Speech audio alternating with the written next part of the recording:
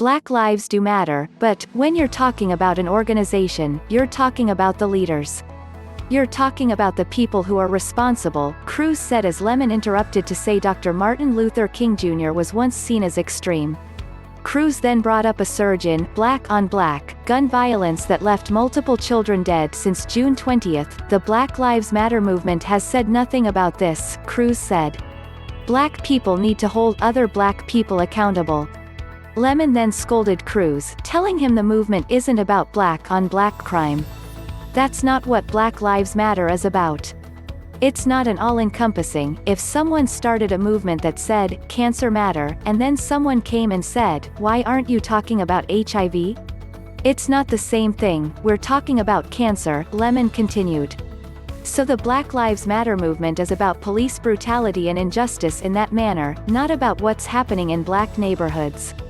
There are people who are working on that issue, and if you want to start that issue, why don't you start it? Lemon then asked, do you understand what I'm saying? When you look at the organization, police brutality is not the only thing they're talking about, Cruz said. I agree, but that's not what the Black Lives Matter movement is about, Terry. Black Lives Matter is about police brutality and about criminal justice, Lemon insisted. It's not about what happens in communities when it comes to crime. People who live near each other, black people, kill each other. Same as whites, it happens in every single neighborhood. As Cruz tried to respond, the CNN host quickly cut him off and said the segment was over.